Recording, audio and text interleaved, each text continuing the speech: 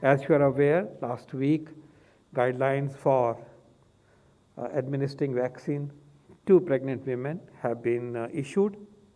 These guidelines have been concluded after deep discussions, evaluation of scientific data, and the scientific data is now totally in favor of pregnant women receiving vaccine. The three vaccines that we have are entitled to be used in pregnant women.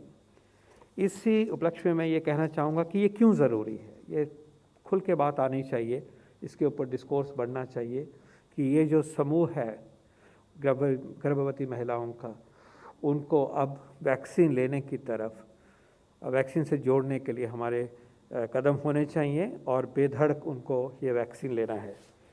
ये याद रहे कि गर्भावस्था में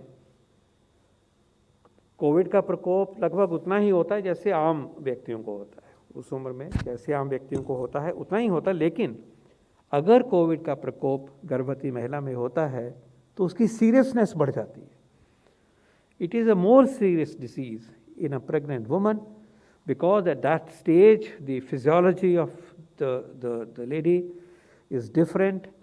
There are other complications of pregnancy that may be there, may not be there. Nonetheless, it's a different physiology, it's a different way in which the body is responding.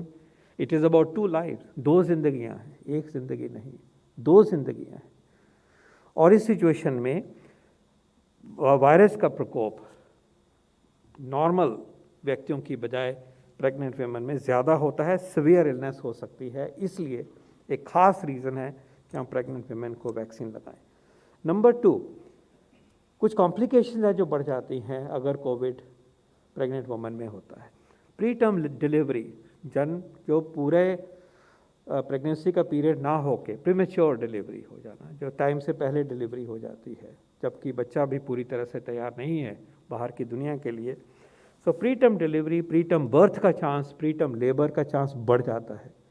उससे महिला को भी नुकसान हो सकता है और अगर प्रीमेच्योर बेबी पैदा होते हैं तो फिर उनकी अपनी ही कॉम्प्लिकेशंस हैं। इसलिए उस कॉम्प्लिकेशन के आने से कोविड की सिचुएशन में प्रेग्नेंट वुमेन में जब होता है तो ये एक और रिस्क हो गया, तो बच्चे को भी रिस्क हो गया। प्रेगनेंसी की एक नई कॉम्प्लिकेशन आ गई, सीवियर डिजीज़ आ गई। तो कुल मिला के मैसेज ये है कि क्लियर है कि pregnant women should receive vaccine. इसको थोड़ा वक्त लगा ये रिकमेंडेशन बनने में, क्योंकि वैक्सीन की सेफ्टी के बारे में जैसे जैसे नॉलेज एकत्र हुआ उसके बाद ही ये रिकमेंडेशन करी जा रही है दुनिया भर में, और उसी तरह से अब रिकमेंडेशन आपके सामने हमारे देश के लिए आई है।